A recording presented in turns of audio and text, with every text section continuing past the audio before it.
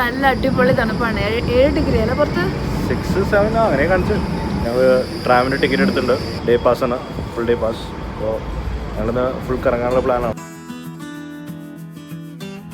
ഞങ്ങളിപ്പോൾ ട്രാമിൽ കയറി ഇവിടുന്ന് ഒരു ഏകദേശം 10 മിനിറ്റ് ഉണ്ട് തോന്നുന്നു ആ സ്ഥലത്തേക്ക്. ഈ സൈക്കിൾസ് ഒക്കെ എന്തോ ഒരു ആപ്പ് വെച്ചാൽ കണക്ട് ചെയ്യുന്നത്. എന്നിട്ട് നിങ്ങൾക്ക് പേയ്മെൻറ്റ് ചെയ്ത് എടുത്ത് ഓടിക്കാവുന്നതാണ്. അവിടെ നിന്നൊക്കെ കുറേ കരിഞ്ഞ മരങ്ങൾ.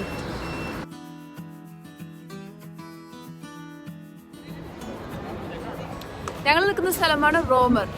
ഇവിടുത്തെ പ്രത്യേകത വെച്ചാൽ കാണാൻ നല്ല ഭംഗിയുള്ള കുറേ ഹിസ്റ്റോറിക് ബിൽഡിങ്സ് ഉണ്ട്. ഇപ്പോൾ ഫ്രാങ്ക്ഫർട്ടിലെ ഒരു ഇമ്പോർട്ടൻറ്റ് ടൂറിസ്റ്റ് സ്പോട്ടാണിത്. കുറേ ഗ്രൂപ്പ് ടൂർസ് ഉള്ളവർ കുറേ ഉണ്ടല്ലോ ഇവിടെ.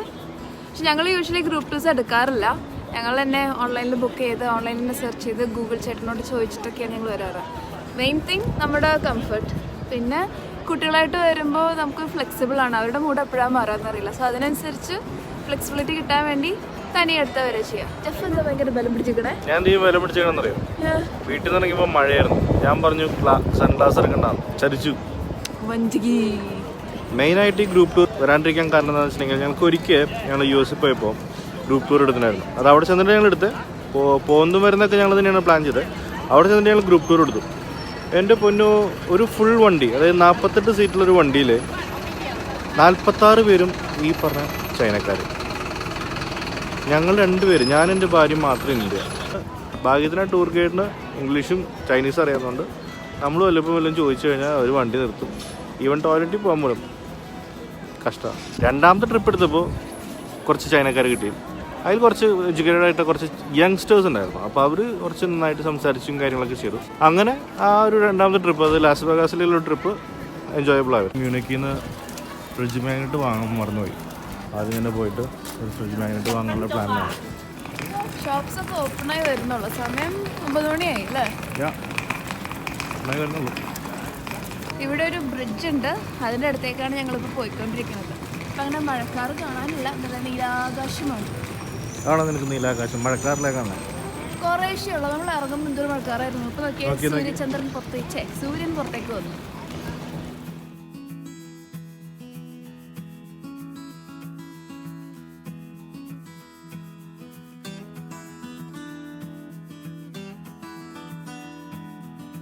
ഇപ്പൊ ജെഫറി അഞ്ചി മേലെ പോയി ഫോട്ടോ എടുത്തിട്ടോ. സ്ട്രോളർന്ന് ശരിക്കും വരാൻ പറ്റില്ല.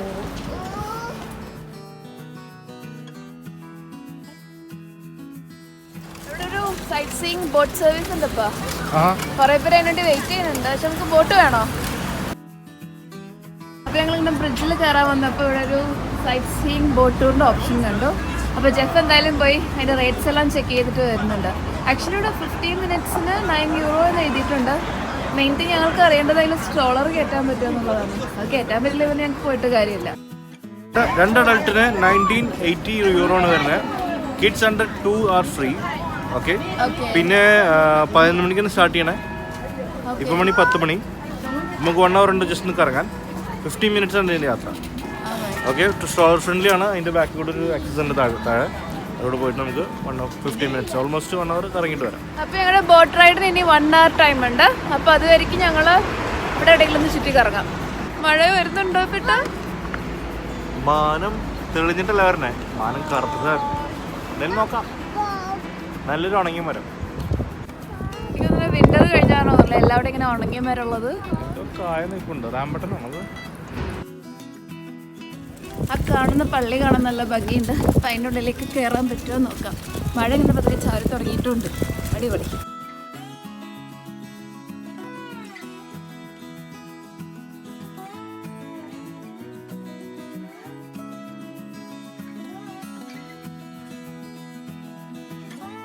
അങ്ങനെ പള്ളിയിൽ നിന്ന് ഇറങ്ങിയപ്പോഴേക്കും വീണ്ടും വെയിലുദിച്ചു. Praise the Lord. ഞങ്ങൾക്കിനി ഒരു 20 മിനിറ്റ്സും കൂടെ ഉണ്ട് ബോട്ട് റൈഡ് സ്റ്റാർട്ട് ചെയ്യാൻ. അപ്പോൾ അതായത് സ്റ്റാർട്ടിന് ഒരു 10 മിനിറ്റ് മുന്നേ പോയിട്ടുണ്ടെങ്കിൽ സ്ട്രോളറെല്ലാം വെക്കാൻ പറ്റും. അപ്പോൾ ഞങ്ങൾ പള്ളിയിൽ നിന്ന് ഇറങ്ങിയിട്ട് അങ്ങോട്ടേക്ക് നടന്നുകൊണ്ടിരിക്കുകയാണ്. നമ്മൾ കയറുമ്പോൾ നല്ല മഴ ഉണ്ടായിരുന്നു. അപ്പോൾ മഴയൊക്കെ പോയി വീണ്ടും വെയിൽ ഉദിച്ചിട്ടുണ്ട്. ഹോപ്പ്ഫുള്ളി ബോട്ട് റൈഡ് നല്ലതായിരിക്കും വിചാരിക്കുന്നു. ഫ്രാങ്ക്ഫർട്ട് ചൂസ് ചെയ്യാൻ എന്താ കാരണം? ഞാൻ ആക്ച്വലി ഫ്രാങ്ക്ഫർട്ടാണ് കുറച്ച് ഭംഗിയെന്നാണ് വിചാരിച്ചത്.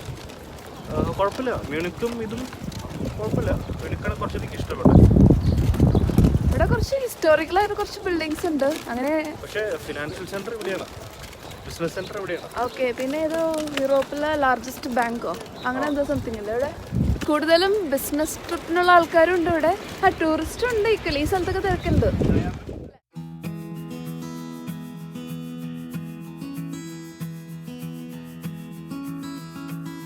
അപ്പോൾ ഞങ്ങൾ ക്രൂസിൻ്റെ അകത്ത് ഞങ്ങളിപ്പോൾ കയറി മേലേക്ക് പോകാമെന്ന് പറഞ്ഞിട്ടുണ്ട്. അപ്പം അങ്ങോട്ട് പോയിക്കൊണ്ടിരിക്കുക. മേലെയും ഇവിടെ ഒരു റെസ്റ്റോറൻറ്റ് അങ്ങനത്തെ തന്നെയാണ്.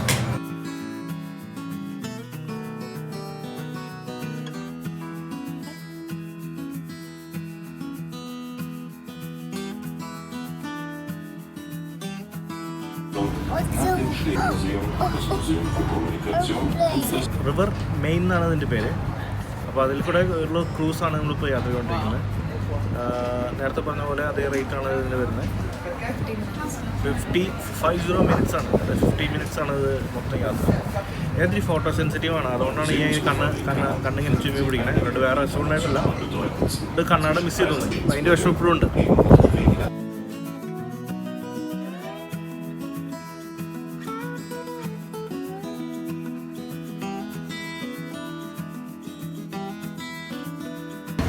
ഓപ്പൺ സ്പേസിലിരുന്നവരെല്ലാം ഇപ്പം മഴ ചാറി തുടങ്ങിയപ്പോൾ ഷെയ്ഡഡ് ഭാഗത്തേക്ക് വന്നു തുടങ്ങി. നല്ല തണുപ്പുണ്ട് ഇപ്പോൾ. മഴ ചാറി തുടങ്ങി. ഞങ്ങൾ പതുക്കെ താഴത്തേക്ക് പോട്ടെ. ഷെയ്ഡൊക്കെ ഉണ്ട്, പക്ഷെ പണ്ടല്ല. സൈഡിൽ കൂടെ കാറ്റും നല്ല മഴയും. താഴത്തേക്ക് പോയിട്ട് താഴെയുള്ള അടുപ്പിരിക്കുന്നത് കൊച്ചുങ്ങൾക്ക്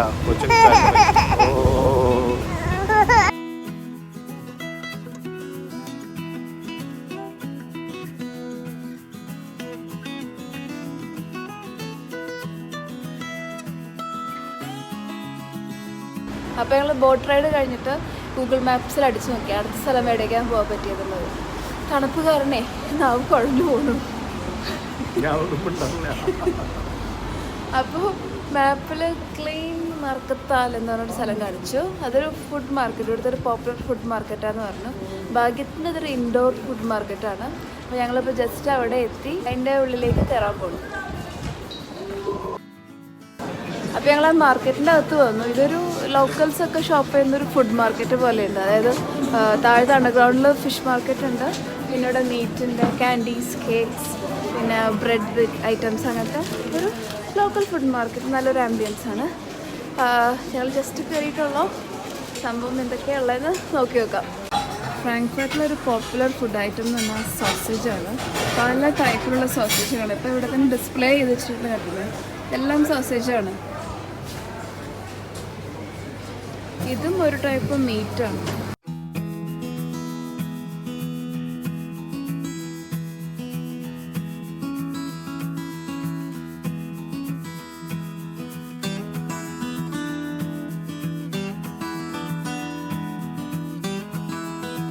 നമ്മുടെ ബാഴ്സലോണയിൽ ലാറാംലയിൽ കണ്ട സെന്റ് ജോസഫ് മാർക്കറ്റില്ലേ, അതിൻ്റെ അത്ര വരുന്നില്ല. അതിൻ്റെ അത്ര ഇല്ല. അതൊരു സെറ്റപ്പ് സ്ഥലം തന്നെയായിരുന്നു. ഭയങ്കര വെറൈറ്റി ആയിരുന്നു അവിടുത്തെ ഫുഡ്. ഇവിടെ കൂടുതലും സോസേജസ് ആണ്, പിന്നെ വെജിറ്റബിൾസ് അങ്ങനെ സാധനങ്ങൾ. ഈവൻ അവിടുത്തെ ഫ്രൂട്ട്സും വെജിറ്റബിൾസ് ഒക്കെ വെച്ചിരിക്കുന്ന ആ ഒരു ഭംഗി അല്ലേ, നല്ല നന്നായി വെച്ചിട്ടില്ലേ അവിടെ. നമുക്ക് അടുത്ത സ്ഥലത്തേക്ക് പോവാം. ഓക്കെ, അടുത്തത് ഏതൊരു മോൾ ഉണ്ട് ഇവിടെ എന്ന് പറയുന്നു. മാപ്പിലിട്ട് നോക്കി നോക്കി. ഞങ്ങൾ റെക്കമെൻഡഡ് പ്ലേസസ് നോക്കിയപ്പോൾ മൈസീൽ ഷോപ്പിംഗ് സെൻറ്റർ ഫ്രാങ്ക്ഫർട്ടിൽ എന്തായാലും കാണേണ്ട ഒരു സ്ഥലമാണെന്ന് കണ്ടു. അപ്പോൾ ഞങ്ങൾ ജസ്റ്റ് അതിൻ്റെ ഉള്ളിലേക്ക് കയറി. സത്യമൊന്നുമല്ല, മഴ പെയ്യുന്നുണ്ടോ? നമ്മളുള്ള റെക്കമെൻഡേഷൻ നോക്കിയിട്ടുണ്ട്. കണ്ടില്ലേ, ഒരുവിധം എല്ലാ ബ്രാൻഡഡ് ഷോപ്സും ഇവിടെയുണ്ട്. ടോപ്പ് ബ്രാൻഡ്സ് എല്ലാം ഉണ്ട്. മൊബൈൽ ഷോപ്സും ഉണ്ട്. പിന്നെ കൂടുതലും ബ്യൂട്ടി, കോസ്മെറ്റിക്സ്, ക്ലോത്ത്സ്, അങ്ങനത്തെ സാധനങ്ങൾ അവിടെ ഉള്ളത്.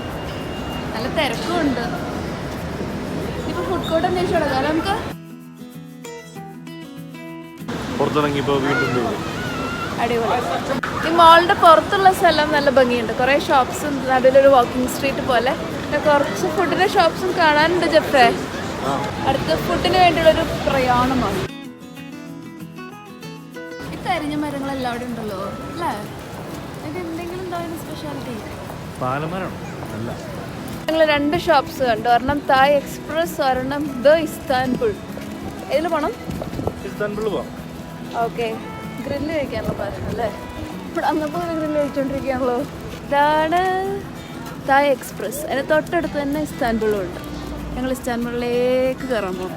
അങ്ങനെ കാത്തിരുന്ന് ഞങ്ങൾക്കൊരു ഫീസ്റ്റ് തന്നെ അവർ കൊണ്ടുവന്ന് അറേഞ്ച് ചെയ്തിട്ടുണ്ട്. അത്യാവശ്യം നല്ല പുക പോകുന്നുണ്ടല്ലേ? കുമുകുമാന്ന് വായിന്നും പോകുന്നുണ്ട് പുക, ഫുഡിൽ നിന്നും പോകുന്നുണ്ട് പുക. Let's eat, Sammy.